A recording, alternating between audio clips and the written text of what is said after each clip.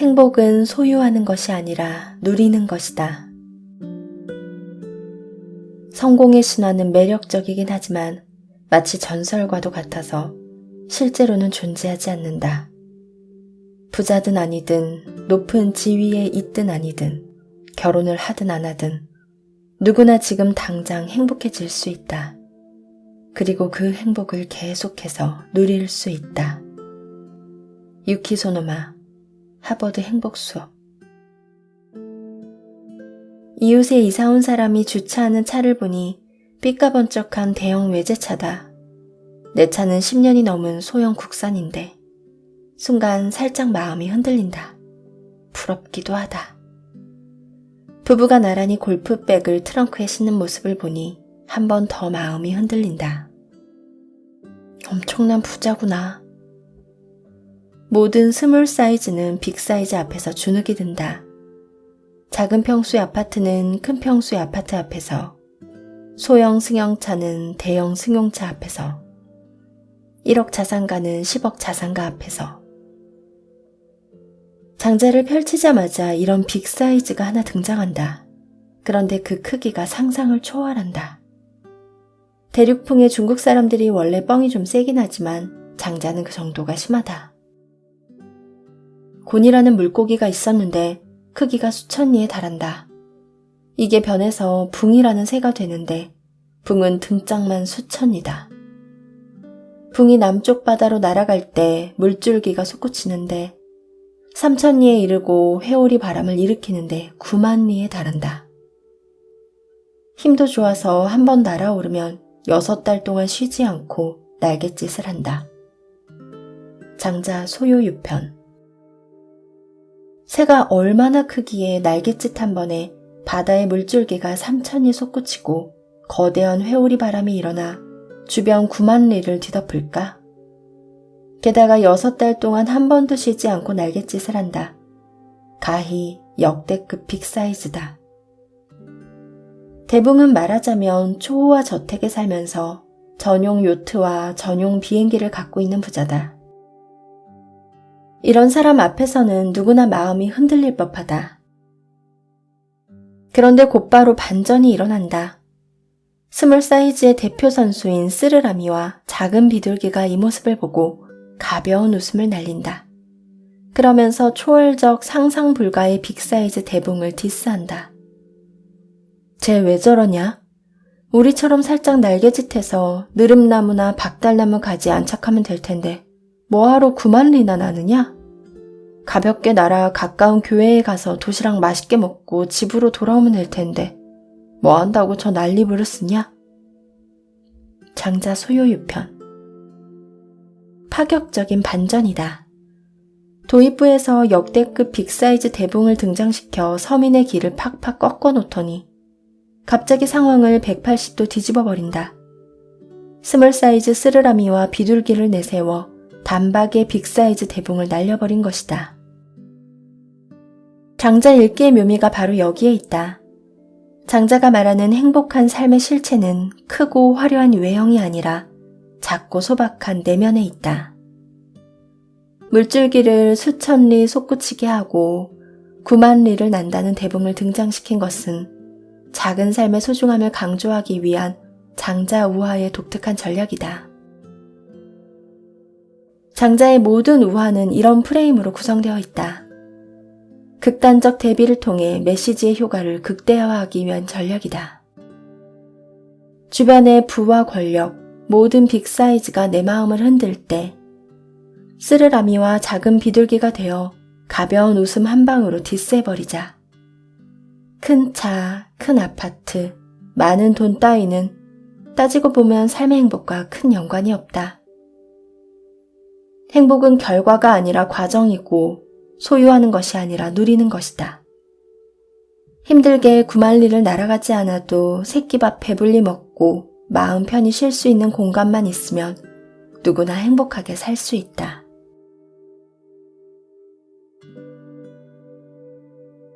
칭찬과 비난에 연연해하지 마라.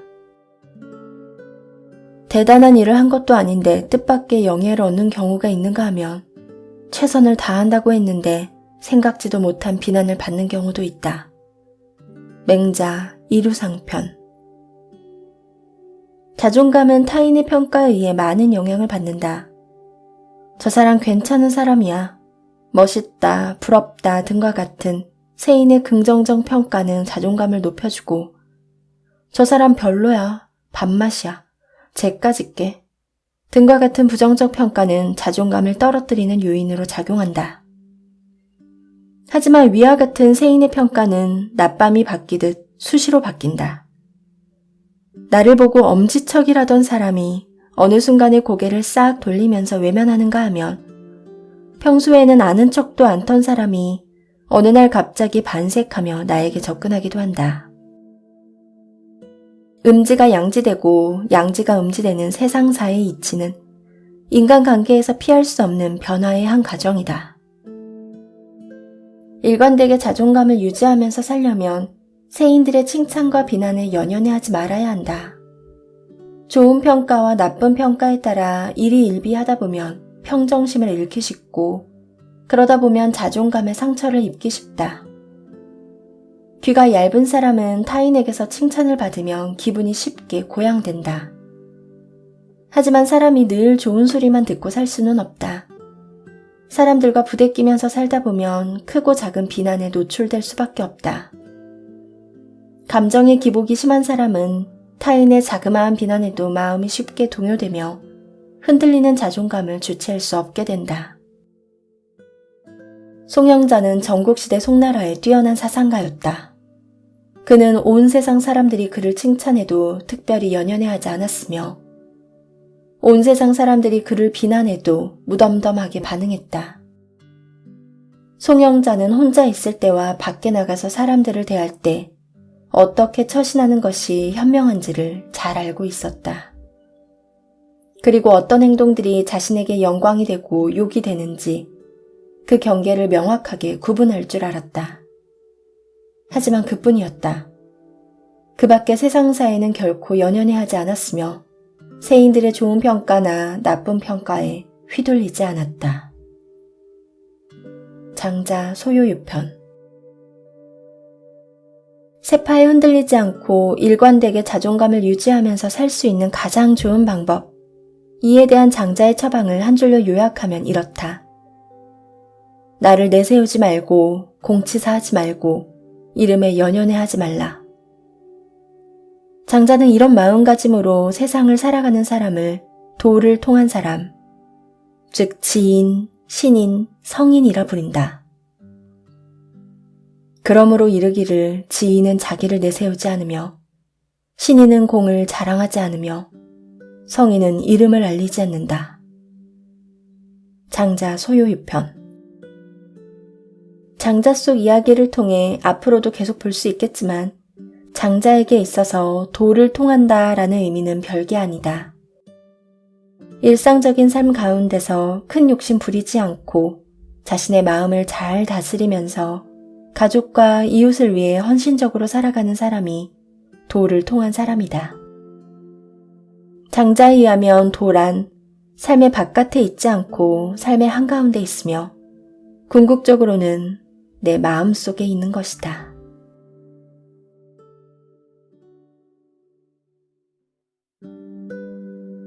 행복은 소유하는 것이 아니라 누리는 것이다. 성공의 신화는 매력적이긴 하지만 마치 전설과도 같아서 실제로는 존재하지 않는다. 부자든 아니든 높은 지위에 있든 아니든 결혼을 하든 안 하든 누구나 지금 당장 행복해질 수 있다. 그리고 그 행복을 계속해서 누릴 수 있다. 유키 소노마, 하버드 행복수업. 이웃에 이사온 사람이 주차하는 차를 보니 삐까번쩍한 대형 외제차다. 내 차는 10년이 넘은 소형 국산인데 순간 살짝 마음이 흔들린다. 부럽기도 하다. 부부가 나란히 골프백을 트렁크에 싣는 모습을 보니 한 번 더 마음이 흔들린다. 엄청난 부자구나. 모든 스몰 사이즈는 빅 사이즈 앞에서 주눅이 든다. 작은 평수의 아파트는 큰 평수의 아파트 앞에서, 소형 승용차는 대형 승용차 앞에서, 1억 자산가는 10억 자산가 앞에서. 장자를 펼치자마자 이런 빅사이즈가 하나 등장한다. 그런데 그 크기가 상상을 초월한다. 대륙풍의 중국 사람들이 원래 뻥이 좀 세긴 하지만 장자는 그 정도가 심하다. 곤이라는 물고기가 있었는데 크기가 수천 리에 달한다. 이게 변해서 붕이라는 새가 되는데 붕은 등짝만 수천 리다. 붕이 남쪽 바다로 날아갈 때 물줄기가 솟구치는데 3천 리에 이르고 회오리 바람을 일으키는데 9만 리에 달한다. 힘도 좋아서 한 번 날아오르면 6달 동안 쉬지 않고 날갯짓을 한다. 장자 소요유편. 새가 얼마나 크기에 날갯짓 한 번에 바다의 물줄기가 3천리 솟구치고 거대한 회오리 바람이 일어나 주변 9만 리를 뒤덮을까? 게다가 6달 동안 한 번도 쉬지 않고 날갯짓을 한다. 가히 역대급 빅사이즈다. 대붕은 말하자면 초호화 저택에 살면서 전용 요트와 전용 비행기를 갖고 있는 부자다. 이런 사람 앞에서는 누구나 마음이 흔들릴 법하다. 그런데 곧바로 반전이 일어난다. 스몰 사이즈의 대표 선수인 쓰르라미와 작은 비둘기가 이 모습을 보고 가벼운 웃음을 날린다. 그러면서 초월적 상상 불가의 빅사이즈 대붕을 디스한다. 쟤 왜 저러냐?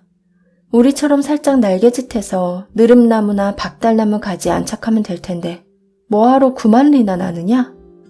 가볍게 날아 가까운 교회에 가서 도시락 맛있게 먹고 집으로 돌아오면 될 텐데 뭐 한다고 저 난리부를 쓰냐?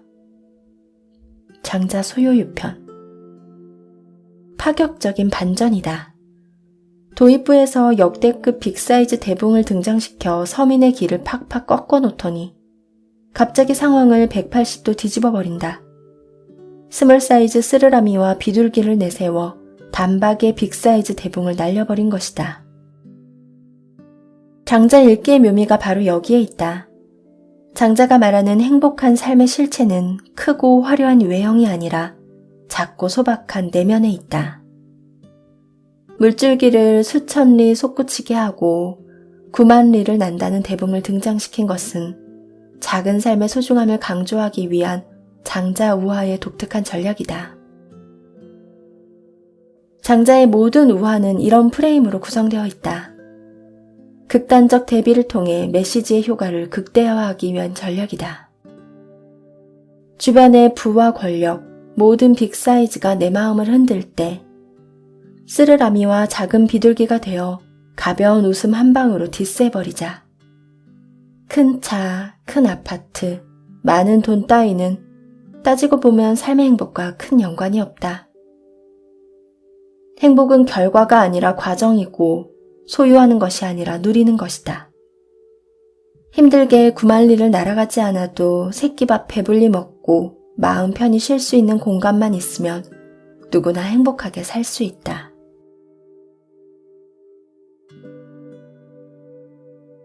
칭찬과 비난에 연연해 하지 마라.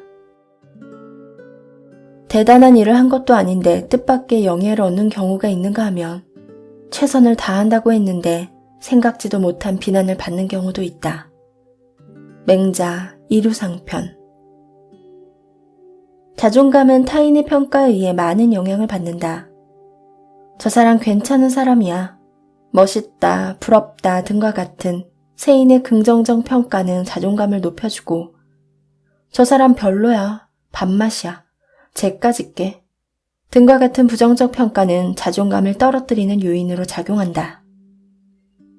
하지만 위와 같은 세인의 평가는 낮밤이 바뀌듯 수시로 바뀐다. 나를 보고 엄지척이라던 사람이 어느 순간에 고개를 싹 돌리면서 외면하는가 하면 평소에는 아는 척도 않던 사람이 어느 날 갑자기 반색하며 나에게 접근하기도 한다. 음지가 양지되고 양지가 음지되는 세상사의 이치는 인간관계에서 피할 수 없는 변화의 한 과정이다. 일관되게 자존감을 유지하면서 살려면 세인들의 칭찬과 비난에 연연해 하지 말아야 한다. 좋은 평가와 나쁜 평가에 따라 일희일비하다 보면 평정심을 잃기 쉽고 그러다 보면 자존감에 상처를 입기 쉽다. 귀가 얇은 사람은 타인에게서 칭찬을 받으면 기분이 쉽게 고양된다. 하지만 사람이 늘 좋은 소리만 듣고 살 수는 없다.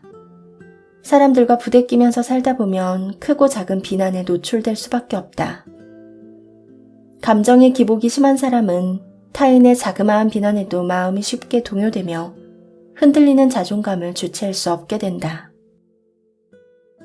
송영자는 전국시대 송나라의 뛰어난 사상가였다. 그는 온 세상 사람들이 그를 칭찬해도 특별히 연연해하지 않았으며 온 세상 사람들이 그를 비난해도 무덤덤하게 반응했다. 송영자는 혼자 있을 때와 밖에 나가서 사람들을 대할 때 어떻게 처신하는 것이 현명한지를 잘 알고 있었다. 그리고 어떤 행동들이 자신에게 영광이 되고 욕이 되는지 그 경계를 명확하게 구분할 줄 알았다. 하지만 그뿐이었다. 그 밖에 세상사에는 결코 연연해하지 않았으며 세인들의 좋은 평가나 나쁜 평가에 휘둘리지 않았다. 장자 소요유편. 세파에 흔들리지 않고 일관되게 자존감을 유지하면서 살 수 있는 가장 좋은 방법. 이에 대한 장자의 처방을 한 줄로 요약하면 이렇다. 나를 내세우지 말고 공치사하지 말고 이름에 연연해하지 말라.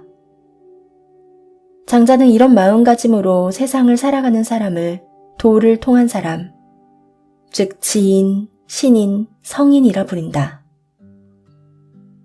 그러므로 이르기를 지인은 자기를 내세우지 않으며 신인은 공을 자랑하지 않으며 성인은 이름을 알리지 않는다. 장자 소요유편. 장자 속 이야기를 통해 앞으로도 계속 볼 수 있겠지만 장자에게 있어서 도를 통한다 라는 의미는 별게 아니다. 일상적인 삶 가운데서 큰 욕심 부리지 않고 자신의 마음을 잘 다스리면서 가족과 이웃을 위해 헌신적으로 살아가는 사람이 도를 통한 사람이다. 장자에 의하면 도란 삶의 바깥에 있지 않고 삶의 한가운데 있으며 궁극적으로는 내 마음 속에 있는 것이다.